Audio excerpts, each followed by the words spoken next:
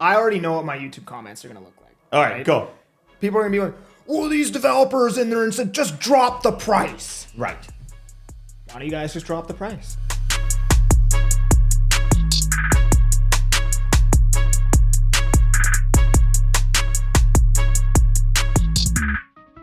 All right, I'm joined here with Mohammed Mansour from Allure Ventures. Allure Ventures. We have a very interesting video today. Mohammed reached out to me. He's launching a project here in Surrey Central, Sky Living. That's right. Sky Living. And they've gotten a lot of attention for launching a very interesting, the most interesting incentive package that I've seen for development. So he called me up. He wanted me to take a look at it. We're on the podcast today. I'm going to kind of pick through it with a fine-tooth comb, be critical on things, maybe some things not. And so I guess, do you want to tell the guests a bit about who you are? Absolutely. Connor, you've been pretty bullish on the pre-sale market these days. These days? Bearish, I should say. You've been pretty bearish on the real estate market these days. I have been pretty bearish on the real estate market. I mean, there's just no good data coming out lately. Okay. Right. Okay. Yeah. And you know what? The interesting thing that most people are surprised to hear is I'm very bearish about how pre-sales are getting done right now.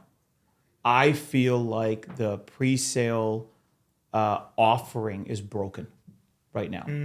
Right. So people are really surprised to hear that. I mean, I'm the VP of sales of what's quickly becoming one of the largest high-rise developers in the Surrey downtown core.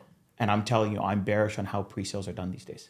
So do you have maybe an idea, a thought in your head that you could unpack as to maybe fix it? Yeah, and that's what we came up with the Allure Promise. So when we were looking at the Allure Promise, this offering that's, we've been in CTV, we're going to be on CBC, we're going to be on Global, we're getting national coverage for this. When we were looking at what is the need in the market right now, because you know and I know almost every single new project that came on the market this year has not hit their construction financing. Yeah, they have not been able to sell enough to actually start construction. So all those poor buyers that bought into it, their money's stuck until they hit those 12 or 18 month mark. Yep. Right? Yeah. And so I don't care what it is. If your money's better off sitting in a 2% GIC than sitting there with a developer not making anything and you get it back in 18 months. 100%. Right? And then what we saw is this systematic death by 1,000 cuts by these developers just dropping prices. Yep. Just trying to move product. And you tell me, when you're working with a buyer and every week they're seeing a lower price and they're an investor, what are they going to do? They're going to be like, let's wait till next month. 100%. Let's see how low can they go. Yeah, there's zero urgency when they see prices coming down. Absolutely. Right? And what that signals to buyers, I think, and we found is, if we as a developer keep dropping our prices, we don't believe in our product. We don't believe in the price we were selling it for to begin with. Right. Right? And what kind of messaging does that send? So when we were looking at on our end, there was a couple of things that were very key. One, we're starting construction the middle of June. So our building is starting. And so you don't need the financing requirement. This is not about construction financing. All right. So, but we saw a need. We saw an opportunity. We believe there are still buyers out there that are looking for pre-sales, where a pre-sale, the idea of a pre-sale investment makes sense for their financial situation right now, but they're scared. Yeah. There's a lot of uncertainty out there. Everything you read in the headlines, top realtors like yourself going on there and being like, guys, you should think twice about this. Well, hey, listen, I'm short-term bearish, long-term bullish. 100%. And right? I think all the good realtors are, right? And I think all the realtors that understand the market are that. So when we were looking at it, we said, okay, one, people are scared. They don't know what's going to happen. Even the most seasoned investors don't know what's going to happen. Yeah. And as a result, they're frozen, right? Uncertainty breeds indecision, always. 100%. And so, you have really good realtors that don't even know how to advise their clients what to do at this point. They don't want to tell their client to buy something and then get stuck holding the bag 3.5, 4 years later. Yep. Right? And then the third thing we found is buyers and realtors feel very alone in this market. They feel the pre-sale offering is very one-sided now. Yeah. I mean, I'm having conversations with realtors. I mean, I've never seen the sentiment so negative amongst other realtors. Like, people are struggling right now, big time. Yeah, big time. And so the buyers and the realtors feel like they're taking on all the risk. They're being told, "Oh, trust us, it'll be worth more by the time it completes. Oh, trust us, you'll be able to cash flow. It'll be a good investment." And yet the buyers are being asked to take all the risk. And for a lot of these buyers, I mean, Connor, you know this. they're putting sometimes their entire life savings into this. This is everything they've saved in order to invest in real estate, in order to be part of the dream. Yeah. Right? I'm an immigrant to this country. When we came here, that was the dream. Own real estate. Buy real estate, own real estate. It's the best investment. Yeah. Right? And so you save, and then where do you put that money? So that's why we looked at it. And we came out with what we think is one of the best offerings that's ever been seen in Canada for pre-sales. Full stop.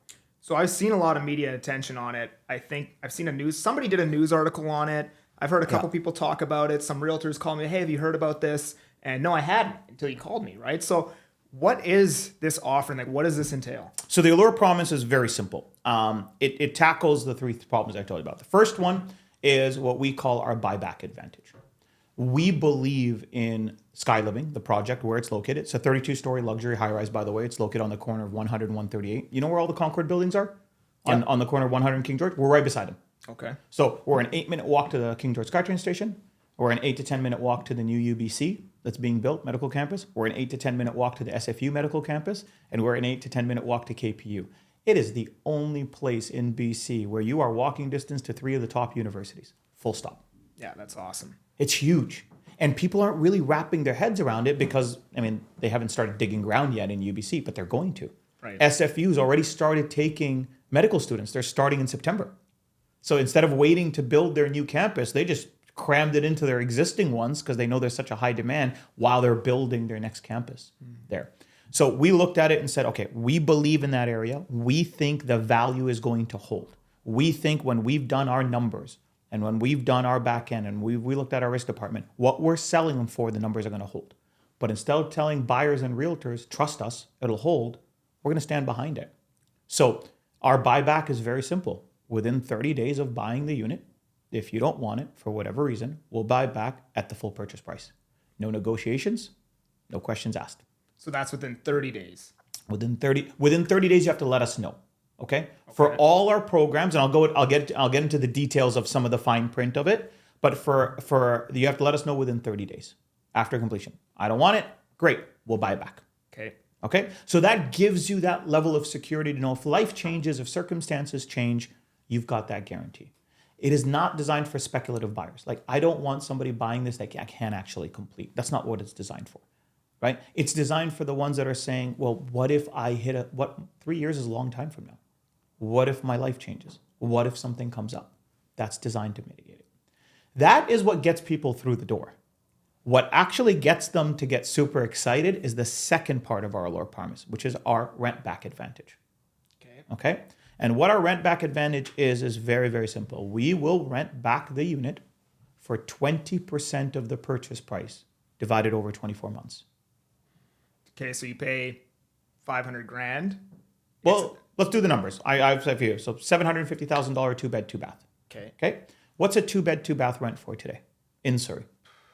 I'm going to say probably 2,500-ish. 2,500. Yeah. What do you think best case scenario in 3 years it'll rent for? 27 maybe, if you're lucky. Let's go 27. Yeah.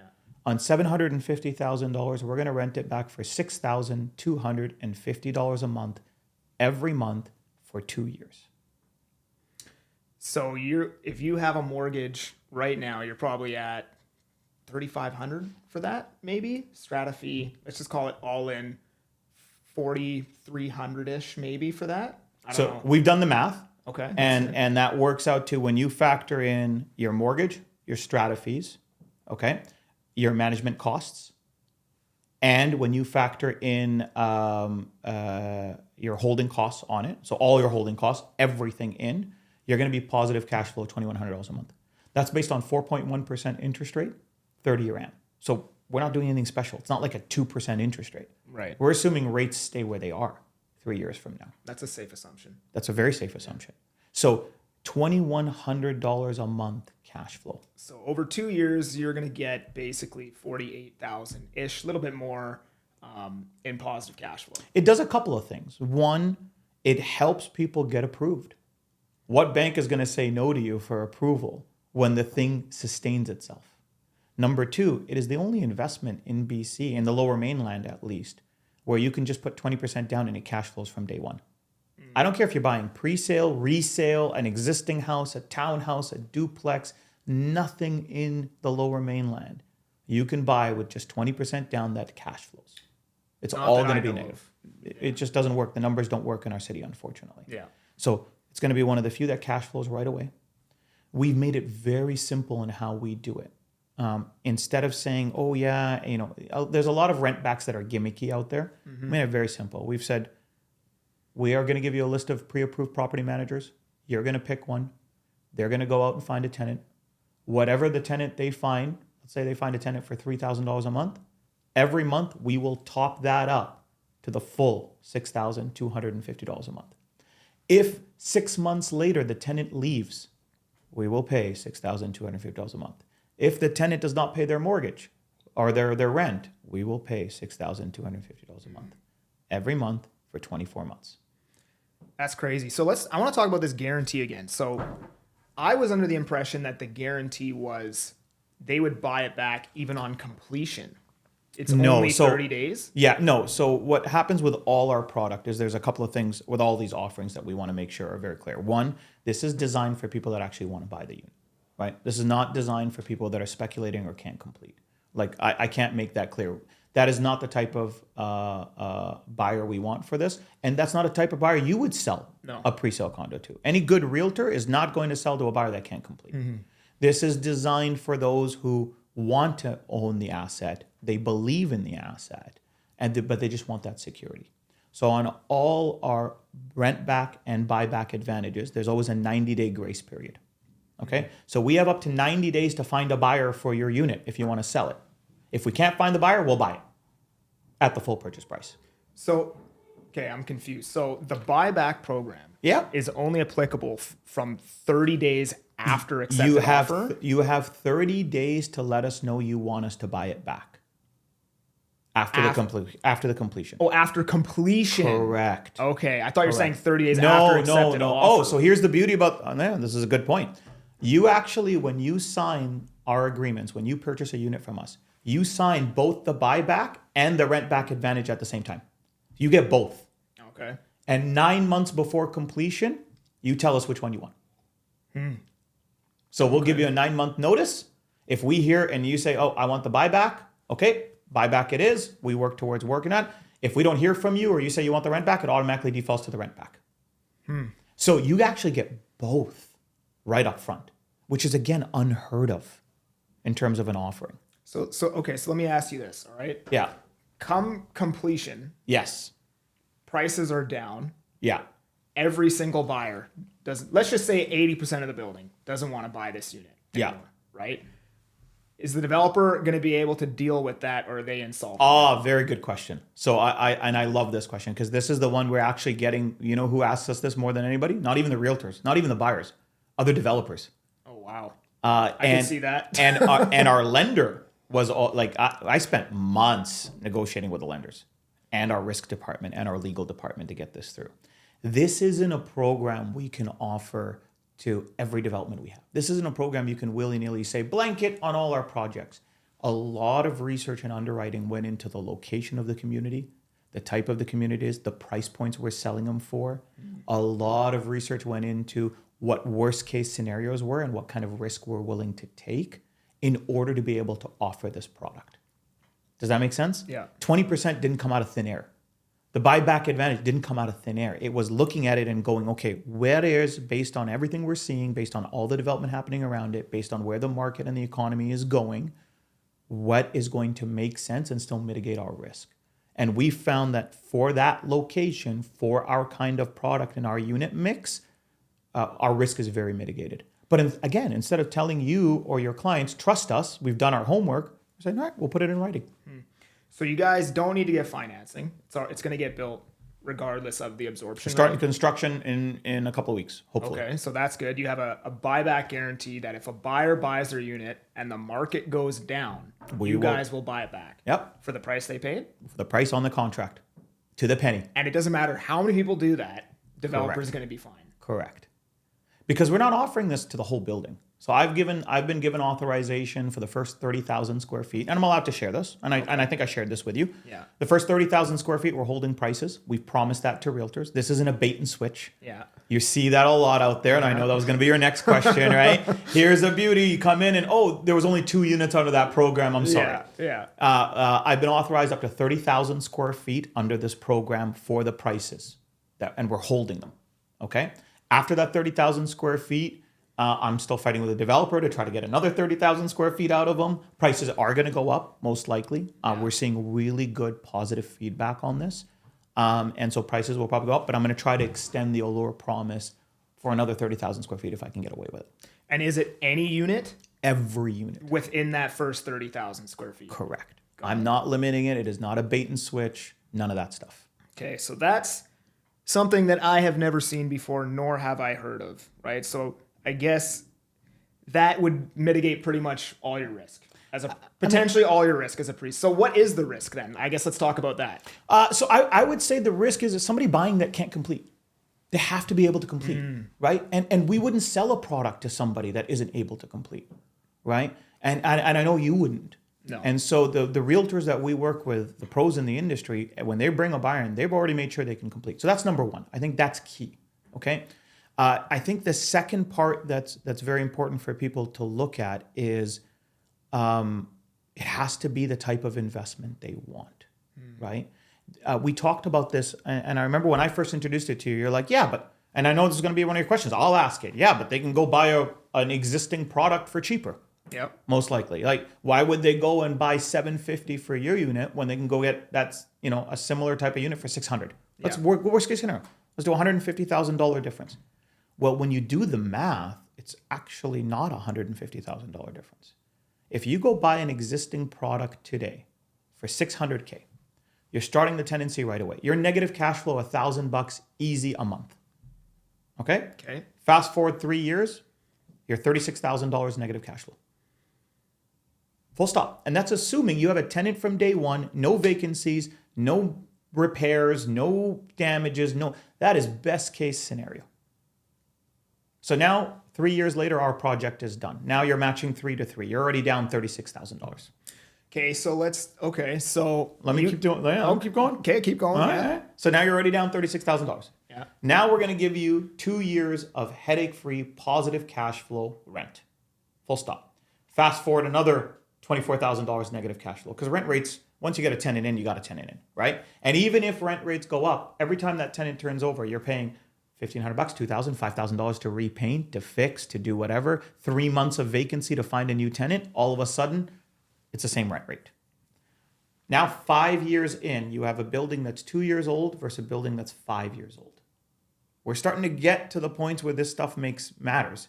You're already negative cash flow $60,000 here. Your positive cash flow almost $50,000, $60,000 here. That's a big swing. Yeah, okay. All right? And you have a new product that's 3 years newer. But if you're smart, you take that extra $2,000 positive cash flow and you don't go on vacation with it. You put it in the bank.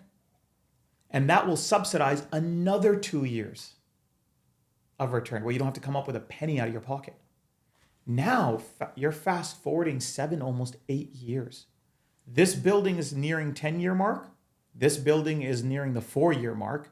You and I both know there's a huge difference in value between a building, a high-rise that's coming up to the 10-year mark versus one that's at the 5-year. Yeah. Because the warranties are starting to expire. The things that have a 10-year lifespan are starting to go. You're starting to see depreciation reports come back with higher stuff. And you've been positive or neutral cash flow on this the entire time. That bridges the gap to almost identical without the buyback advantage. So here's my beef with this one, right? Go. Okay, you got the 2 beds. Yeah. I guess my personal beef with this one. So you got the 2 beds starting at 645 square feet. Yep. Right? That starting price is low 700s. Yep. This unit resale today is probably going to be under 550 if I had to guess. Sure. Maybe around 550. Sure. Somewhere in that range, depending on the floor and blah, blah, blah, blah. Yeah. Right? And the views and the location and blah, blah, There's blah. so many variables, right? And how desperate the seller is. That too, right? And the position they're in and everything, Yeah, right? yeah. So you guys are at low 700s, then GST on this. So I think your price gap is probably more. It's probably over 200,000. It's probably like, let's say it's 2. We're not designed, and this program is not designed for the buyer that's looking to compare us against a resale. It's not the same. This is designed for those that are going out there to buy pre-sales, because you and I both know there's a market for that. There's people that don't want to put 20% now. They only want to put 10%, 15% now, right? Because there's a time value to money. 3 years of 20% tied up at negative $1,000 a month is very different investment than 3 years of equity appreciation, 0 out-of-pocket costs, and only 15% tied up, right? So when you're comparing these, I mean, the best thing I've been able to tell people is it's like you coming to me and saying, Mohammed, but this penny stock is like a fraction of the cost of the Vanguard ETF. But it's like, yeah, but the Vanguard ETF guarantees you a return.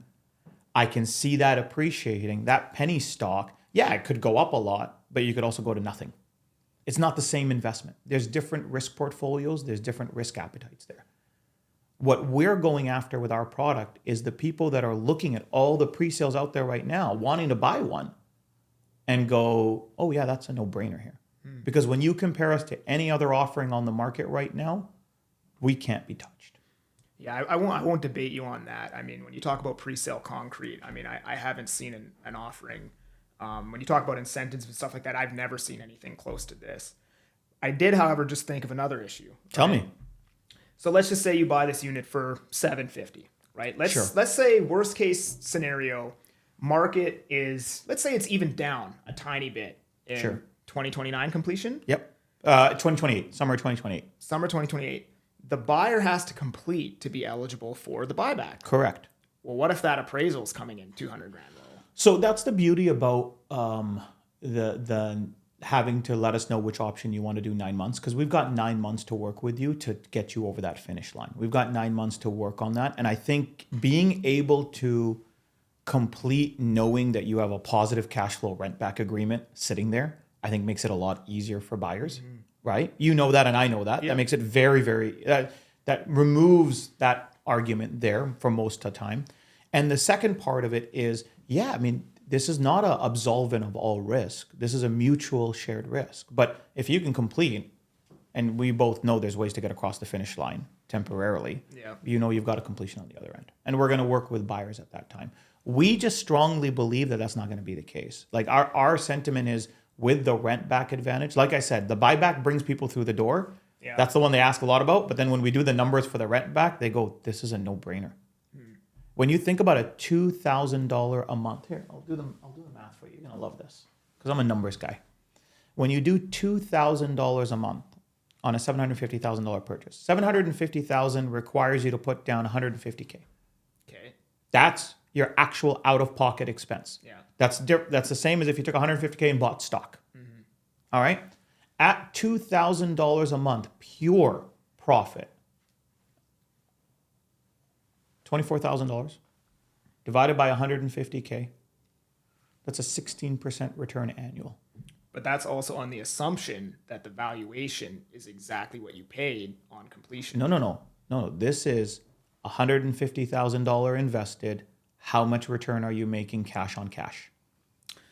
If you bought a stock today, or if you went and bought and put it in a GIC, cash on cash, you put $150,000 in a GIC, you're making 2.5% return.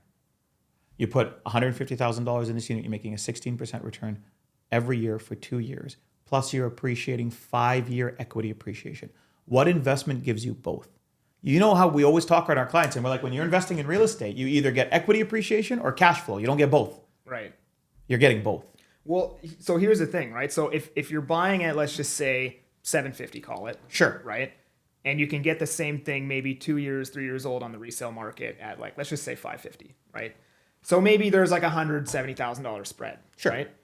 The market has to make up that spread before you can start appreciating. Sure. Right? So like maybe 2026, you're still down on it, right? 2027, you're still down. Maybe prices start coming up 2028. Now you're getting closer to close that gap. I love that you're doing this. Right? So here's what I would say to you as a realtor. If I came to you and I said, how confident are you that values are going to be way better in 8 years from now? I would say I'm pretty confident in that. Yeah. Right? So You've got 3 years for construction.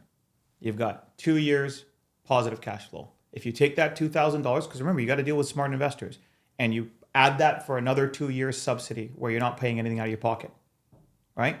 Now you've got 7, almost 8 years of equity appreciation with 0 out-of-pocket expenses. You're telling me you're not bullish about that 8 years from now? In an area where you have 3 of the top universities, what's going to be one of the biggest teaching hospitals this side of the river, Surrey Memorial, as it's growing. You've got the Lark Group having already completed 3 on the way to a 4th high-rise with a technology hub. And we're going to be pumping out only doctors out of SFU within 5 blocks of this place. We're not bullish on the value. Yeah. And it's 0 out of pocket for almost 8 years. I mean, I'm definitely bullish on Surrey Central, you know, like, and I've taken a lot of flack. People, wasn't this guy like pumping Surrey Central? I'm like, man, I'm still long-term bullish on Surrey Central, right? It's just in the short term, it's going to be painful. There's a lot of inventory. And that's why we did what we did.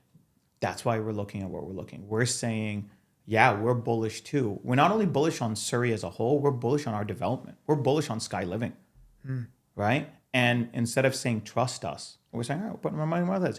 I'm giving you an 8-year runway for your clients to not put a penny out of their pocket. So the buyer avatar for you guys is not necessarily like in the stock market. You have the value investor, you have the growth investor, you have you guys aren't really targeting. You're almost targeting like somebody who's basically going to buy like the S&P 500 essentially. Isn't that the best type of safe investment in an environment of uncertainty?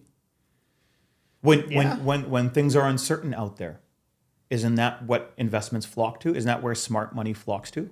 Yeah. That's who we're going after. Because that's what makes sense, because that's the money that's out there to deploy right now. They just need a little bit of stability, and they need security, and they need a developer that says more than just trust me. Because they're not necessarily getting a good valuation, but they're getting amazing terms on that. I think they're getting a good valuation. And I know I'm biased. Yeah. But I think our unit mix is really, really good. I think our development and location is phenomenal. There's a reason why Concord only built in that area, right? They did their numbers, they did their thing. They know that area makes sense, right? There's a reason why that area has been very coveted.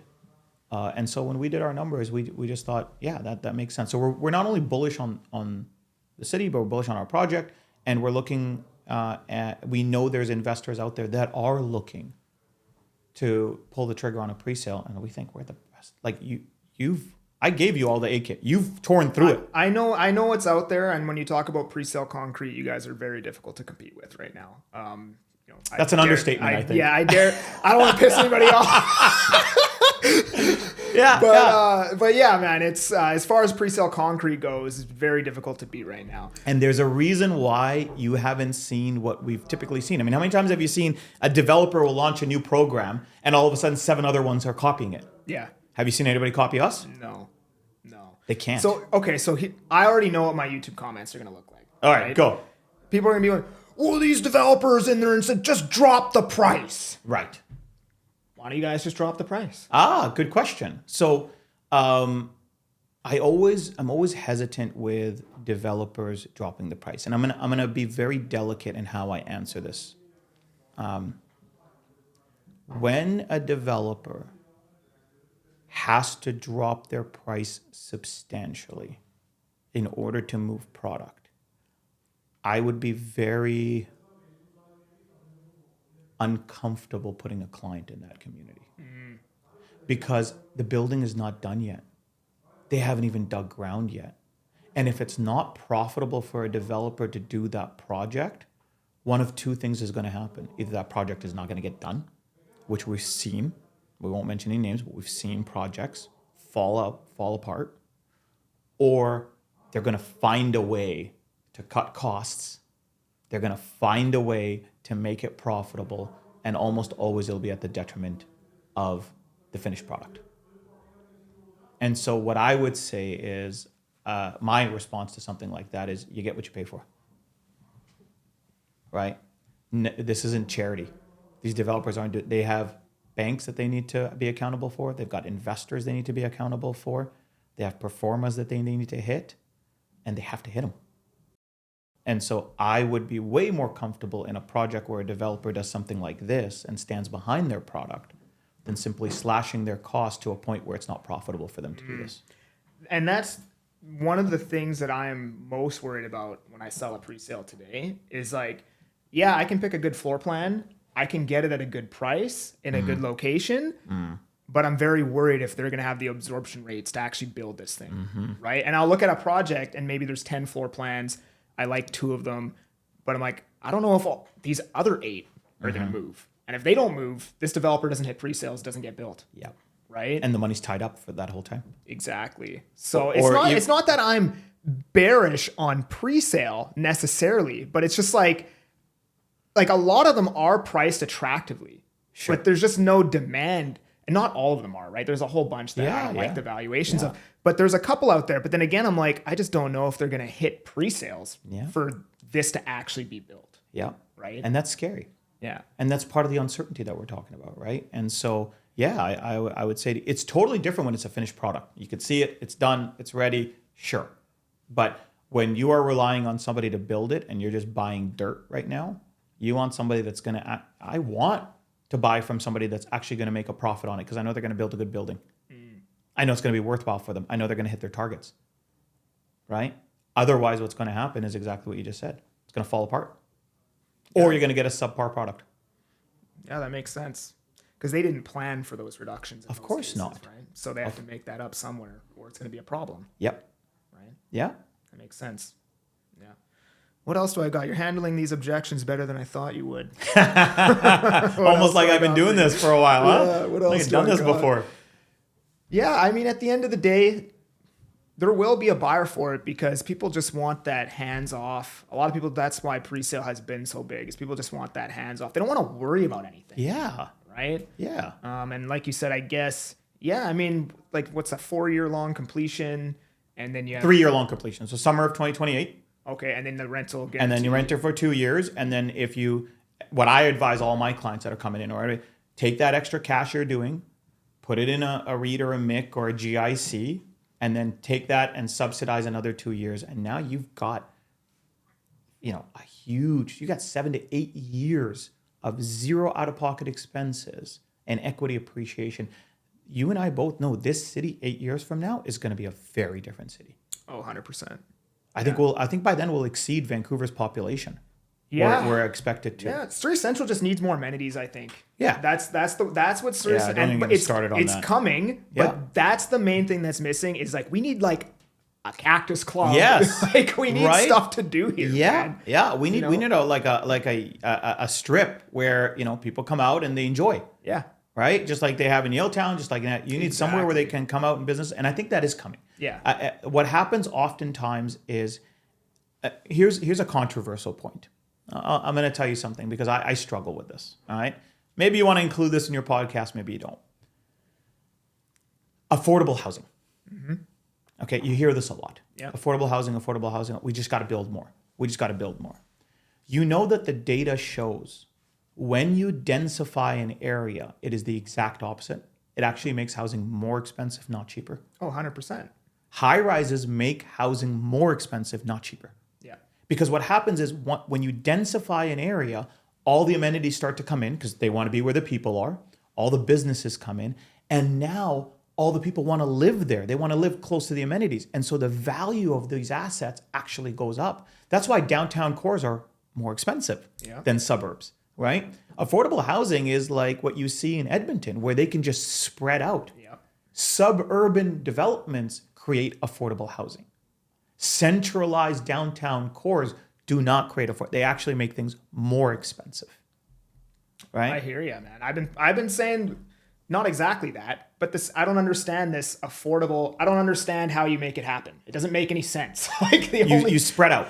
Yeah. You spread out, but the problem is with that is we are geographically locked. You've got mountains, ocean, and a border. Yeah, but the problem with that is the places that are spread out are already affordable. Edmonton, Winnipeg. You know yes. what I mean? Like the places where you can actually do this type of housing. Yes, but that's why they're doesn't need affordable. it. But that's why they're affordable Exactly. is because they can do it. And that's my beef with it, right? I'm like, where are you going to do that here? Like, are you going to knock down 500 houses in Vancouver and do manufactured homes? Like, Right. those aren't going to be $300,000. And this is my point. So when people look at this, like as we continue to densify the downtown Surrey core, which is going to continue to happen, it's going to get more expensive, not cheaper. Yeah. Right? As the amenities start to come in, as the Cactus Clubs of the world start to come in, as the Earls of the start to come in, as the universities start to get up and running, as you start to see massive, like gyms are going to start coming in this area. You're going to see Surrey Central, the owners of Surrey Place Mall, have a massive high-rise project in the works right now that's all commercial. As you start to see things like that happening, prices are going to go up as people want to continue to live closer and closer to these amenities. Yeah. I think once the amenities come, the idea of Surrey Central will change. Because right now it's like an investor hub. People are like, the future lives here, right? Okay. Or whatever, right?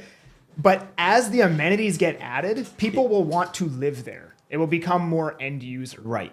And that's it. And we see that transition anywhere. Anywhere there's massive development, it starts off with the investors first believing in the area and investing in the area.